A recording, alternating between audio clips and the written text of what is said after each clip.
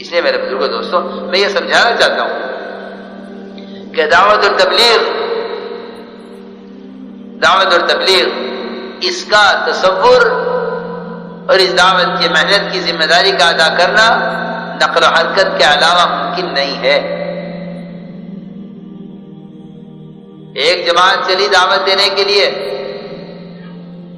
لوگوں نے کہا کہاں جا رہے ہو؟ کہ فلاں علاقہ میں جا رہے ہیں ان کو دعوت دینے کے لیے۔ انہوں نے کہا کہ انہیں دعوت دے کیا فائدہ ہے؟ اب تو اللہ نے ان کی ہلاکت کا ارادہ کر لیا ہے اور اللہ تعالیٰ نے ان کو عذاب دینا طے کر لیا ہے۔ دعوت دینے والا کبھی مایوس نہیں ہوتا۔ جماعت نے کہا کہ ہم ان کو دعوت دیں گے، ہمیں امید ہے کہ وہ اپنی تقوی پر آ جائیں گے، اور ہمیں امید ہے کہ وہ ہدایت پر آ جائیں گے۔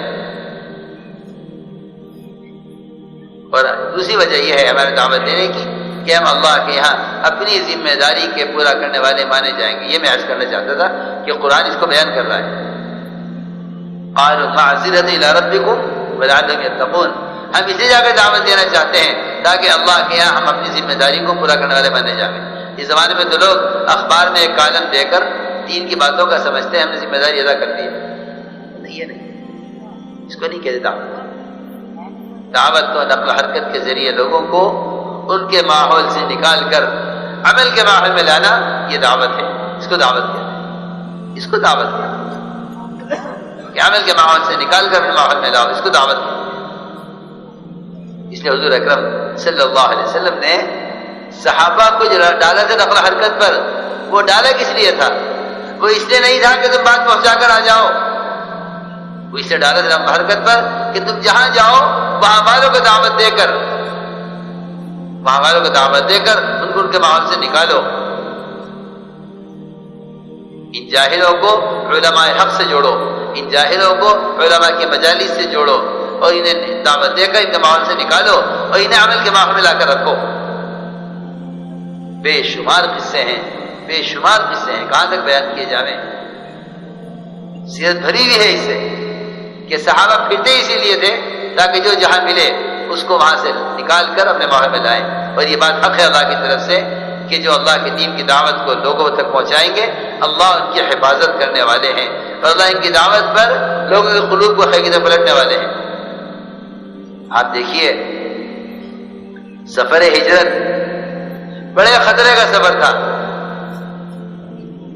اس سفر میں بھی آپ نے ڈاکوں کا راستے اختیار کیا، کیونکہ دعوت میں عمومیت ہے کہ حضور اکرم صلی اللہ علیہ وسلم کسی انسان کا درجہ اس سے کم نہیں سمجھتے کہ آپ ان کو خود دعوت دیں۔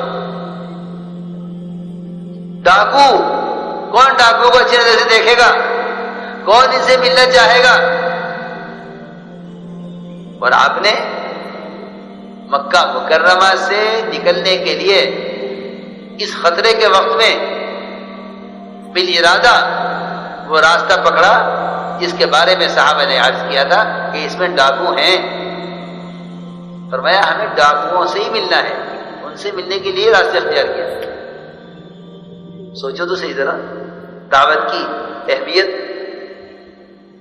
ہم تو اپنی دکان پر آنے والے گاہک کو بھی دعوت نہ دیں، ہم تو گلی سے گزرتے ہیں بیسیوں سے ملاقات ہوتی ہے کسی کو دعوت نہ دیں۔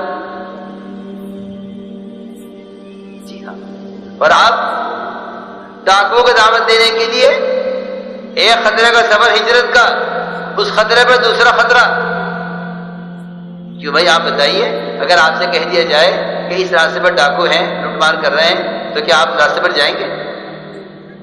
بولو تو صحیح، نہیں جائیں گے، خطرہ ہے۔ آپ سے کہا گیا خطرہ ہے، فرمایا چلو اس راستے سے ہم ڈاکو کو دعوت دیں گے۔ آپ نے دونوں کو دعوت دی، دونوں ڈاکو اسلام میں داخل ہوئے، دونوں کو آپ نے مدینہ منورہ آنے کے لیے فرمایا۔ میں نے عرض کیا کہ اللہ کا وعدہ ہے واللہ یعصمک من الناس، جو وعدہ اللہ تعالی کی طرف سے حفاظت کا اللہ کے نبی کے لیے ہے، خدا کی قسم وہ وعدہ اس دعوت پر قیامت تک ہر امتی کے لیے۔ اس لیے کہ جب ابوبکر رضی اللہ تعالیٰ عنہ نے دیکھ کر یہ کہا دشمنوں کے پیروں کو کہ یا رسول اللہ یہ ہم تک پہنچ چکے ہیں، ہم پکڑے جائیں گے، فرمایا نہیں، لا تحزن ان اللہ معنا. یہ عجیب بات ہے. موسیٰ علیہ السلام کا پیچھا کیا فرعون نے. بنی اسرائیل نے کہا انا لمدرکون، ہم پکڑ لیے گئے. موسیٰ علیہ السلام نے کہا نہیں، اللہ میرے ساتھ ہے. اللہ، جی ہاں دیکھیں نا قرآن میں، ان معی ربی سیہدین، میرے ساتھ میرا رب ہے وہ راستہ دے گا. موسیٰ علیہ السلام کہہ رہے میرے ساتھ میرا رب. آپ فرما رہے نہیں، دو باتیں فرمائیں، گھبراؤ مت، لا تحزن، ان اللہ معنا. کیا مطلب ہے؟ مطلب یہ ہے کہ اللہ کی معیت کا جو وعدہ نبی کے ساتھ ہے وہی وعدہ امتی کے ساتھ ہے. اللہ کی معیت کا، اللہ کے ساتھ ہونے کا جو وعدہ نبی کے ساتھ ہے وہ وعدہ امتی کے ساتھ ہے. اس لیے میرے دوستو عزیزوں، مسئلہ اپنی ذات کا نہیں ہے. صرف اس امت کا مسئلہ اجتماعی انفرادی نہیں ہے، بلکہ لکھا ہے علماء نے، سنو عجیب بات ہے، یہ لکھا ہے علماء نے کہ جو آدمی اپنی ذات سے، اپنی ذات کی اصلاح کی پوری کوشش میں لگا ہوا ہے، اپنی نماز، اپنا ذکر، اپنی تلاوت، اپنی عبادت، حج اور زکوٰۃ اور عمرہ اور اعمال، سب کچھ اپنی ذات سے پورا کر رہا ہے، اپنے نفس کی اصلاح میں پوری قوت لگا رہا ہے، لیکن دوسروں کو دعوت نہیں دے رہا ہے. علماء نے لکھا ہے اس کا ایمان کامل ہوگا نہیں. سوچو تو صحیح، میں نہیں کہہ رہا ہوں، لوگ سمجھتے ہیں میں کہہ رہا ہوں، علماء نے لکھا، علماء نے لکھا ہے اسی طرح کہ جو شخص اپنے نفس کی اصلاح میں لگا ہوا ہے لیکن دوسروں کو دعوت نہیں دے رہا ہے، دوسروں کا آمادہ نہیں کرتا ہے عبادت پر، نماز پر، ذکر و تلاوت پر اور پورے دین پر آمادہ نہیں کرتا ہے، تو علماء نے لکھا ہے کہ اس اپنی اصلاح کی کوشش میں لگنے والے کا ایمان کامل نہیں ہوگا جب تک دوسروں کا آمادہ نہ کرے. اور آمادہ کرنا وہی میں دوبارہ عرض کرتا ہوں، آمادہ کرنا یہ نہیں کہ آپ کہیں کہ کتابوں کے اندر علم لکھا ہوا ہے یہاں سے پڑھ لو. نہیں، کتابوں کا علم، کتاب میں لکھنا امر معروف نہیں ہے، منکرات کی کتاب میں لکھنا نہی منکر نہیں ہے. یہ اس زمانے میں مسلمان کو دھوکہ لگا ہے کہ اوامر نواہی کتابوں میں لکھ دو تاکہ آپ اس ذمہ داری سے فارغ ہو جائیں. نہیں، کتاب میں اوامر کا لکھنا امر معروف نہیں ہے، اور کتاب میں منکرات کو لکھنا یہ منکرات کا علم ہے، یہ منکرات سے روکنے کی محنت نہیں ہے، یہ معروفات کا علم ہے، یہ معروفات میں لانے کی محنت نہیں ہے. معروفات، منکرات اگر لکھے ہیں کتابوں کے اندر تو یہ اوامر نواہی کا علم ہے، یہ اسے روکنے کی محنت نہیں ہے، یہ اللہ کے احکام لانے کی محنت نہیں ہے. اس لیے عرض کر رہا ہوں کہ نقل و حرکت کے ذریعے لوگوں کو دعوت دے کر عمل کی طرف لانا، یہ اصل دعوت ہے، اور اس کا کوئی متبادل نہیں ہے. یہ بس سب کے ذہن میں رہے، تبلیغ اور دعوت کا موضوع ہی پھرنا ہے. ہم اس لیے عرض کیا کرتے ہیں کہ ہمارا جمع ہونے کے لیے نہیں ہے، صرف ہمارا جمع ہونا بکھرنے کے لیے ہے. الصلاۃ جامعہ، اس کا اعلان ہوتا تھا، صحابہ جمع کیے جاتے تھے اور کہا جاتا تھا کہ ادھر والے سامنے رخ پر چلے جائیں فلاں فلاں ملک میں، ادھر والے اس رخ پر چلے جائیں فلاں فلاں ملک میں، ادھر والے ادھر چلے جائیں فلاں فلاں ملک. جی ہاں، یہ جمع ہونا بکھرنے کے لیے ہے. ہمارے اجتماعات کا مقصد صرف بات کر لینا اور چند کچھ وقت کے لیے جمع ہو جانا نہیں ہے، ہمارا جمع ہونا بکھرنے کے لیے. اس لیے کہ مسئلہ ساری امت کا ہے، مسئلہ ساری امت کا ہے، ساری انسانیت کا ہے. پیر کے انگوٹھے میں اگر زخم ہے، آپ بتائیے، آپ پیر کے انگوٹھے کے زخم کے آدمی کو کہتے ہیں کہ فلاں صاحب بیمار ہیں، فلاں صاحب بیمار ہیں، حالانکہ زخم کہاں ہے؟ زخم پیر کے انگوٹھے میں ہے، صرف پیر کا انگوٹھا بیمار ہے، پورا بدن صحت یاب ہے، لیکن آپ کہتے ہیں کہ فلاں صاحب بیمار ہے. عجیب بات ہے.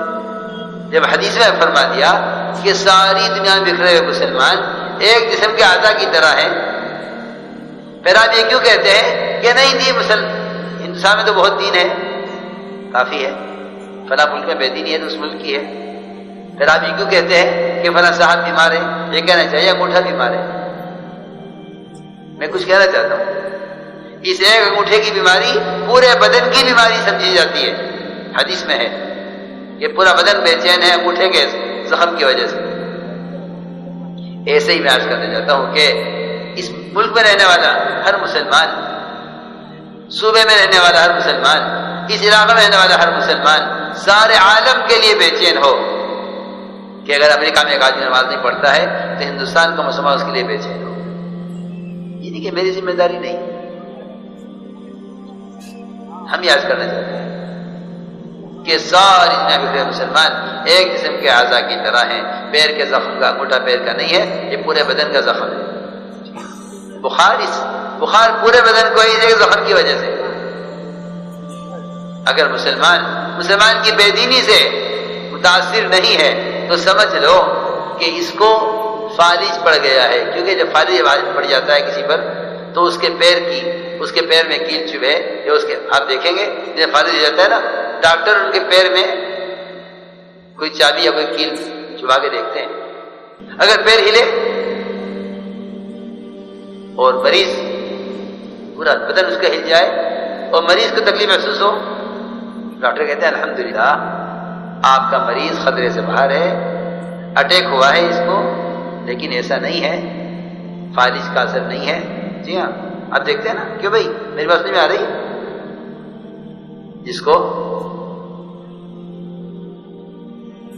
برین ہیمریج ہو جائے یا دماغ کی رگ پھٹ جائے، بلڈ پریشر سے ہو جاتا ہے عام طور سے، پہلا کام کیا کرتے ہیں ڈاکٹر بتاؤ؟ پیر میں سوئی چبھائیں گے۔ جی ہاں، سر میں نہیں، سر سے دور پیر میں۔ یہ دیکھنا ہے کہ اس کے پیر کا تعلق دماغ سے رہا یا نہیں رہا۔ جی ہاں، دماغ کی رگ کو پیر میں جا کے چیک کرتے ہیں، تو جیسے ہی کیل چبھائی پیر میں پورا بدن ہل گیا۔ کیوں نہیں؟ ایسا ہی ہوتا ہے نا۔ ڈاکٹر کیا کہے گا؟ الحمدللہ، کوئی پریشانی کی بات نہیں۔ بس میں یہی عرض کرنا چاہتا ہوں کہ مسلمان اگر ساری دنیا کی بے دینی کے لیے مسلمان بے چین ہے اور وہاں دین کا نقصان ہو فلاں ملک میں، جیسے میں نے عرض کیا کہ پیر کے اندر کیل اگر چبھے اور ساری دنیا کا مسلمان اس کے لیے بے چین ہو جائے، تو کہا جائے گا کہ ہاں اس کے پیر کا تعلق اس کے جسم سے ہے اور اس کے تمہارا یہ آدمی خطرے سے باہر ہے۔ بس میں یہ کہنا چاہتا ہوں کہ مسلمان خطرے سے باہر ہے اگر مسلمان کی بے دینی سے متاثر ہے، اور اگر یہ پیر میں کیل چبھانے سے یہ مریض نہیں ہلتا ہے اور اس کے مریض کو تکلیف محسوس نہیں ہوتی ہے، تو پھر یہ مریض بس پھر یہ زندگی گزرتی ہے فالج والوں کی۔ آپ جانتے ہیں یہ زندگی گزرتی ہے فالج والوں کی۔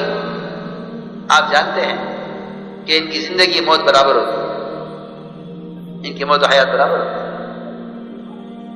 20 سال 30 سال موت کا انتظار کرتے ہیں بستر پر پڑھ کے فالج والے۔ دیکھیے میں مثال دے رہا ہوں، اور یہ مثال اس سے زیادہ فٹ کوئی مثال نہیں ہو سکتی اس امت کی نقل و حرکت اور اس امت کے پورا ایک قسم ہونے سے۔ اس چیز کو سامنے رکھو۔ تبلیغ کا مقصد صرف کلمہ نماز کو صحیح کر لینا نہیں ہے، تبلیغ کو چلتا پھرتا مدرسہ نہیں ہے کہ اسے فارغ ہو کر بیٹھ جائیں، پڑھ کر فارغ ہو جائیں، بلکہ پورے دین کو پورے عالم میں قائم رکھنے کی ایک مسلسل محنت ہے۔ مولانا صاحب فرماتے تھے اگر ہر سال 4 مہینے ہر ایمان والا اگر ہر سال 4 مہینے اللہ کے راستے کے خروج کے لیے فارغ نہ کرے تو مولانا صاحب فرماتے تھے یہ ایمان کی حلاوت نہیں چکھ سکتا۔ اور میں سمجھتا ہوں کہ یہ اسی آیت کی بنیاد پر حضرت نے فرمایا ہے، اس میں فرمایا ہے کنتم خیر امت اخرجت للناس تأمرون بالمعروف وتنهون عن المنکر وتؤمنون باللہ۔ اس آیت کے ذیل میں حضرت کا یہ فرمانا ہے کہ جب تک ہر مومن ہر مسلمان 4 مہینے سالانہ ہر سال 4 مہینے اللہ کے راستے میں نکلنے کو اپنا معمول نہ بنائے یہ ایمان کی حلاوت نہیں چکھ سکتا۔ اور اسی کے دلیل پر یہ عرض کر رہا ہوں علماء نے لکھا ہے، ترجمان السنہ کی دوسری جلد میں لکھا ہوا ہے کہ اگر اپنی ذات کی کوشش میں لگا ہوا ہے اور دوسروں کو آمادہ نہیں کرتا ہے تو ایمان کامل نہیں ہوگا۔ ایمان کی تکمیل دعوت سے ہے، ایمان کی تکمیل دعوت سے ہے، اور دعوت کا طریقہ جو میں نے عرض کر دیا ہے کہ خود چل کر جا کر دوسروں کو دعوت دینا۔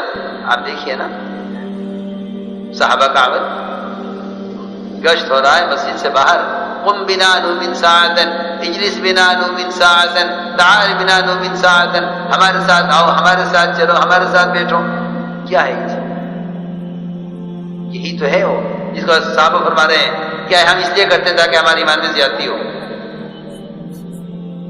اس لیے میرے دوستو عزیزوں، پورے مجمع نے اس طرح ہمت سے اور دھیان سے اور عظمت سے اور یکسوئی کے ساتھ بات سنی ہے، میں نے ایسا جمع ہوا مجمع اپنی کسی اجتماع میں دیکھا نہیں۔ اور یہ آپ حضرات کی دین کی طلب اور محبت اور اس اجتماع کے لیے جو قربانیاں دی گئی ہیں، یہ اس کی برکت ہے۔ ہم چاہتے ہیں، واقعی دل چاہتا ہے کہ اس پورے مجمع میں کوئی ایک فرد بھی ایسا باقی نہ رہے جو اس اجتماع سے اللہ کے راستے میں نہیں جائے۔ ہمارا دل چاہتا ہے، ہماری تو آمدی آپ سب کو لینے کے لیے، آپ سب کو لے جانے کے لیے ہوئی ہے۔ ہم تو اس لیے آئے ہیں کہ آپ سب کو لے کے جائیں، اور کوئی مقصد نہیں۔ اور واقعی حقیقت یہ ہے کہ جب تک اپنے ماحول سے نکلیں گے نہیں، نہ اپنی بے دینی کا احساس ہوگا، نہ امت کے نقصان کا احساس ہوگا، جب تک ماحول سے نہیں نکلیں گے۔